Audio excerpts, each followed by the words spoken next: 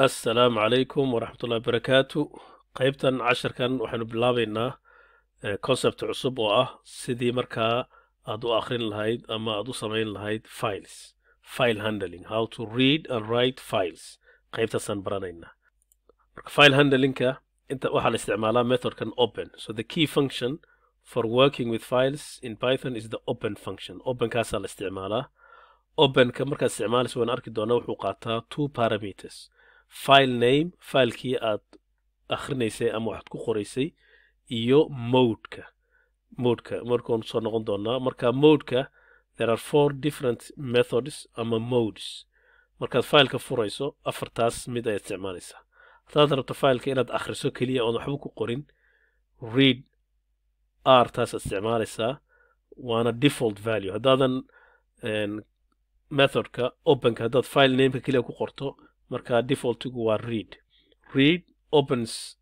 a file for reading. marka filekii ayuu furayaa si uu akhriyo. fileka haddaanu jirin error if the file does not exist. marka fileka haddaanu jirin error ayaa soo baxaya. ka ku xiga waa append marka opens a file for appending. markaad rabto filekii inaad macluumaad kale kusii darto waxaad isticmaalaysaa appendiga. marka hadduunu fileka jirin append kuu create garaynaya, creates the file if it doesn't exist. marka file haddaanu jirin isaga automatically kuu samaynaya filekii. w-gu waa write opens a file for writing. It will open the file. marka fileka wuu furayaa suu macluumaadka marka loogu qoro. haddaanu fileku jirin creates the file if it doesn't exist. waxaa kaloo muhiim in la iska ilaaliyo hadduu fileku jiro magaciisa ood write isticmaasho, filekii intuu delete garayo mid cusub samaynayaa, marka macluumaadkii ku jiray wuu halkaasuu ku lumayaa. waxaa inoogu xiga x waa creates the specified file. It will create the file. Returns an error if the file exists. hadduu fileku laakiinse jiro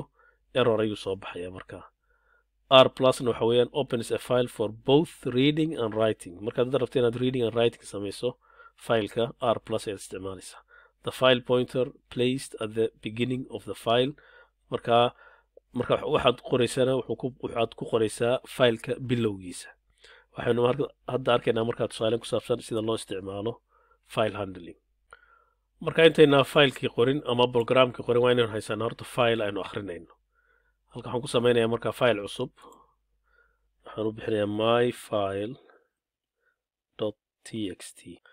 marka waxaanu samaysanay text file aynu samaysanay, waa filekaynu rabno inaynu akhrino. waxaan ku qorayaa halkan matalan line 1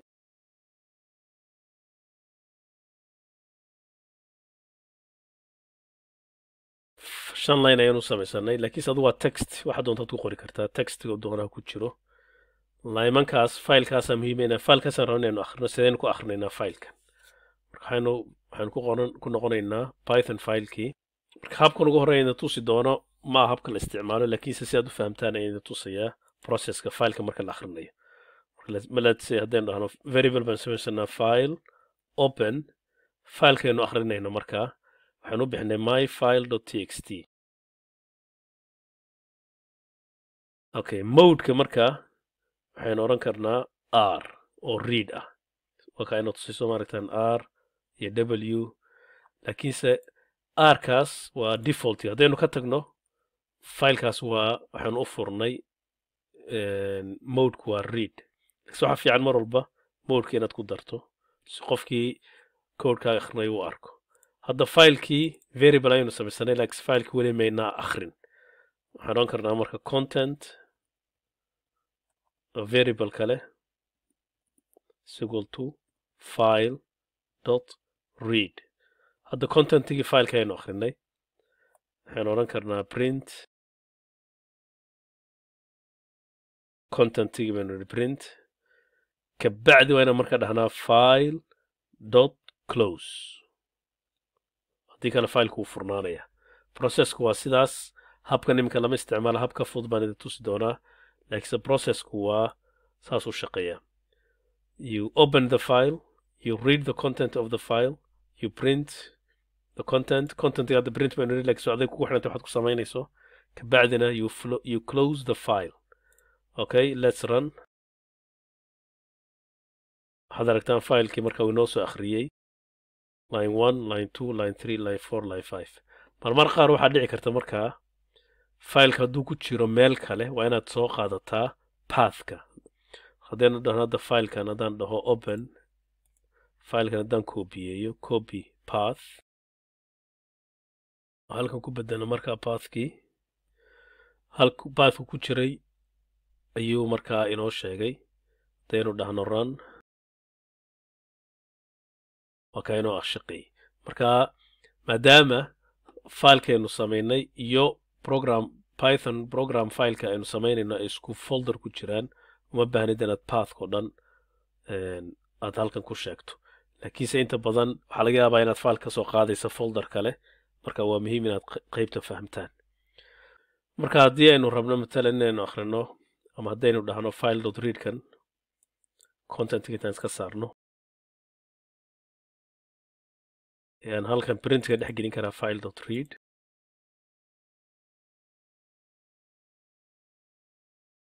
marka filekii waynu akhrinay inagoon variable samaynin tan run dhahno filekii buu akhri marka hadda contentii oo dhan baynu akhrinay laakiin sidaan raba inaan matalan akhriyo afarta character ama afarta letter ugu horeeya waxaan odhanaynaa halkan read form halkaa ku qoray halkaa waxaad ku aragtaan line buu akhriyey tan haddana kobiyeeyo oon dhaho markaa another 4 meeshii buu kasii bilaabaya markaa marka hore line buu akhriyey kabacdi 1 iyo spacekii iyo linekii kalu akhriyey characterska haddaad rabta inaad akhriso numberkaasaad ku dhex qoraysaa haddii aan rabno lines inaynu akhrino waxaynu odhanaynaa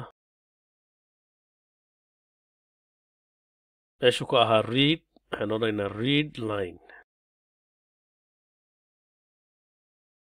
line 1 buu akhriyey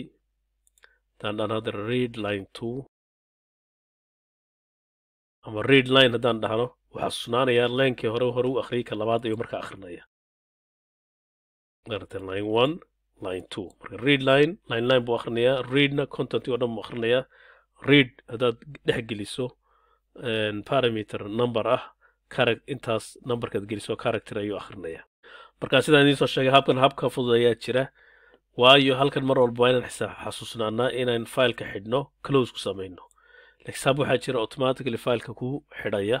habkaasaan baranaynaa okay habkan marka waxaan isticmaalaynaa with waxa la dhaho with open kabacdi fileka aanu akhrinaynay iyo modekii as kan waa variable name file baad u bixin kartaa haddaad doonto f baad oran kartaa laakiinse waa variablekii inoo hayay markaa fileka file aan u bixino waxaanu markaa oranaynaa contentiga hadda noo akhri file.read contentigii waynu akhrinay haddaynu hadda outside dhahno print content waxaynu arkaynaa filekii akhriyey marka waxaad arkaysaa marka hore wuu furay filekii contentiga aynu save garaynay kabacdi automatically filekii wuu xidhay close ayuu ku sameeyey inagu uma baahan inaan dhahno file.close waxaynu kaloo samayn karnaa maadaama filekii halkan aan haysanno for loop ayaan ku samayn karnaa waxaan odhan karnaa for line in file oo inoo haya filekii print marka linekii contentiga ayaan ku samaynay for loop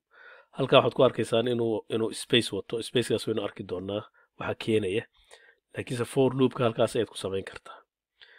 okay waxaanu kaloo akhrin karnaa meeshii contentiga ahaa lineskaynu akhrin karnaa waxaan odhan karnaa content is equal to file dot read lines read line baan soo aragnay oo inoo akhrinaya hal line read lines ayaynu dhahnay laakiinse wuxuu inooga dhigayaa list ayuu inooga dhigayaa haddaynu hadda dhahno print content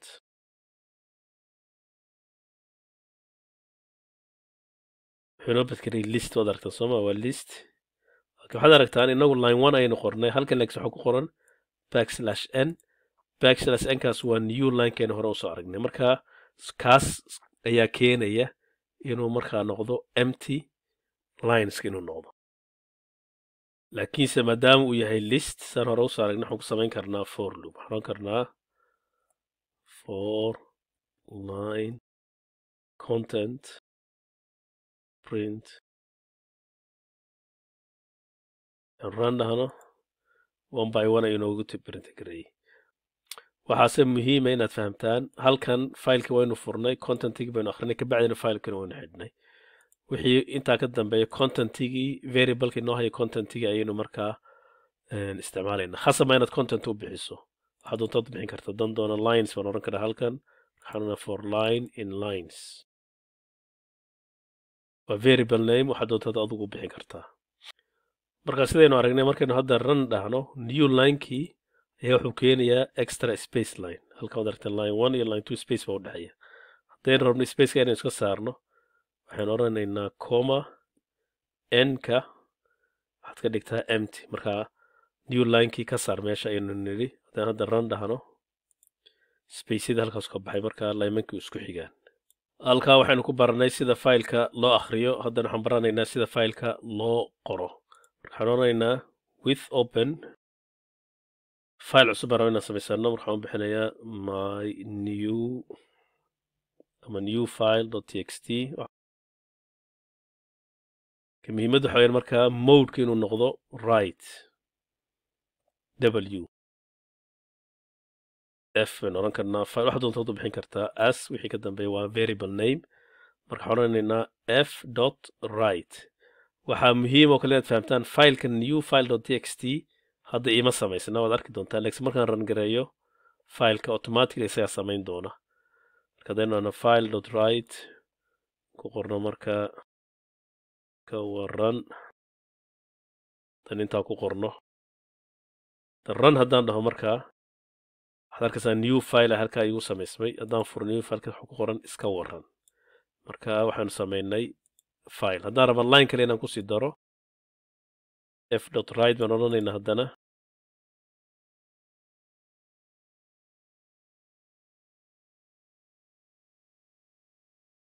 ma fiican tahay hadaynu haddana run dhahno waxaad arki doontaan fileka overwriting ku sameeyey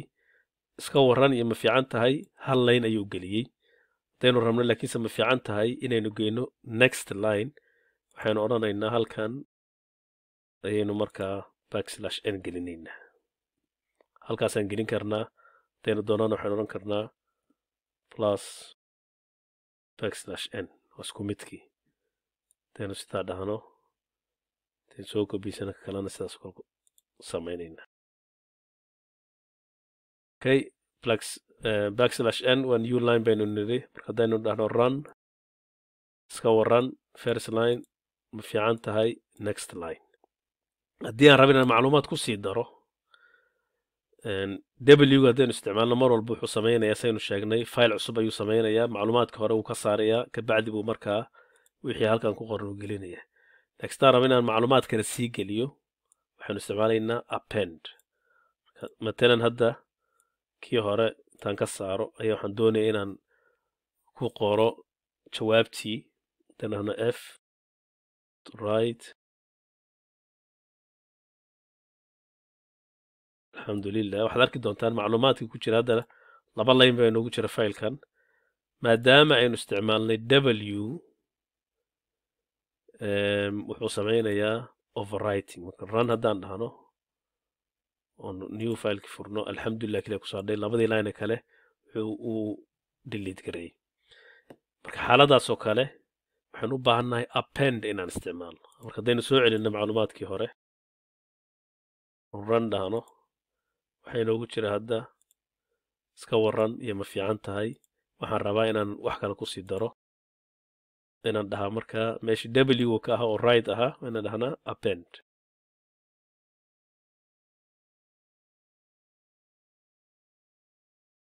halkaan waa fiican aan ku qornay line labadan line marka maadaama append aan nidhi wuu ku dari doonaa inaan dhahno run new file iska waran ma fiican tahay waa fiicanahay alxamdulilah marka maadaama aynu isticmaalnay append waxaanu samaynay markaa macluumaadka hore ma inaan luminin هلا iska ilaaliya marka haddaad rabto macluumaadkii hore inuu kugu jiro faylkaas waxa weeyaan inaad isticmaasho append haddii kale macluumaadkaasi it's lost dib dambana uma helaysid marka waa muhiim inaad taa iska ilaalisaan okay waxaa la soo gaaray waqtigii challenge-ga marka waxaa la doonayaa inaad intaad videoga yara joojisaan aad challenge-gan ka shaqaysaan waxaa la rabaa inaad samaysaan create a while loop that continuously asks users to enter their full name marka while loop mar walba qof weydiinaya inuu magaciisa full name ka geliyo marka qofku markuu full name ka geliyo waxaa la rabaa inaad display ku samaysaan a personalized greeting hello hebel ama hello iska waran labadaas yani inaad greeting message aad samaysaan kabacdina markaa and record the name in a file named friends.txt marka file aynu bixinayno friends.txt aynu ku qoraynaa magacii uu qofku geliyey ensuring each name is written on a new line marka name kasta waa inaynu ku qornaa new line marka inaan isticmaalnaa \n maadaama friends.txt filekasaan rabno macluumaadka mar walba inaynu kusii darnana waa inaynu modeka uu ahaadaa append hadhowto markaa markuu qofku when the user chooses to stop qofku markuu markaa joojiyo programka waxaa la rabaa inaad filekii akhriso friends.txt inaad akhriso read the file and print all the names that have been recorded in the file filekii dib baynu akhrinaynaa kabacdi waxaan print garaynaynaa magacyadii aynu ku save garaynay fileka okay isku daya good luck kabacdina waxaan tusi doonaa solutionka iminka solutionka aynu arkaynaa waxaanu ku bilaabaynaa while loop while true magacii baan weydiinaynaa qofka name is equal to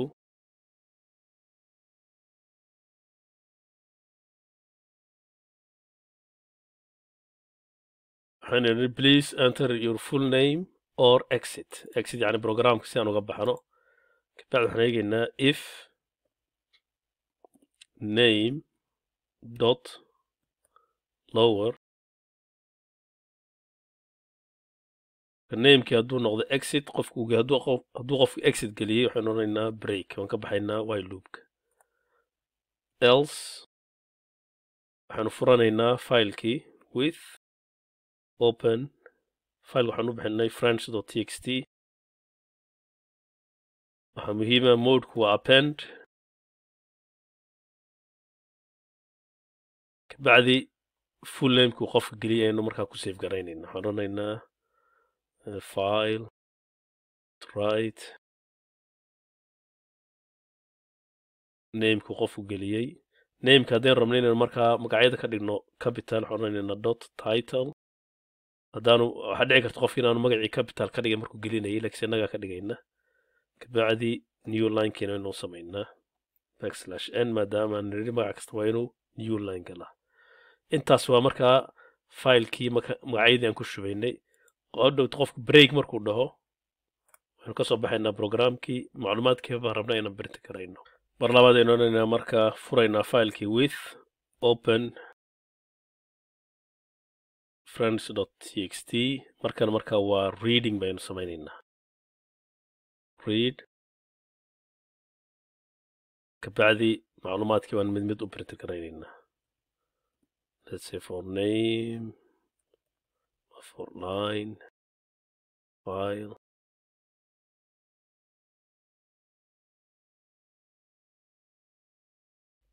marka halkaasaan programkii ku dhammaynay qaybta hore macluumaadka aynu ururinaynaa collecting ku samaynaynaa qaybta dambana waan print garaynaynaa hadday rabna intaynu print garayn waxaan odhan karnaa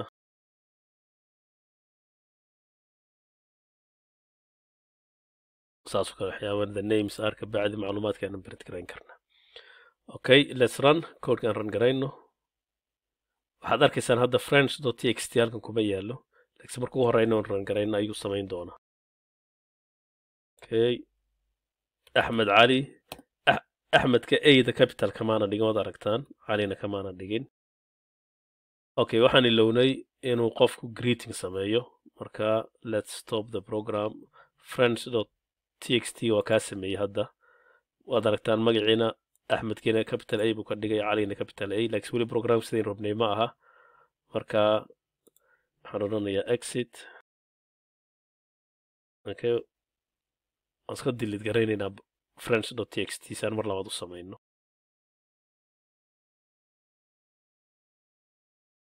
marka waxaan ilownay marka magaca la geliyo intaynaa magaca print garaynaa qofka salaano greeting xalanaynaa marka hadaynu formatka isticmaalna f iyo magacii qof geliyo name dot title si aan uga dhigno capital letterska markaa waan salaamaynaa qofkii kabacdi baynu markaa save garaynaynaa macluumaadkii okay mar labaad markaan garaynaynaa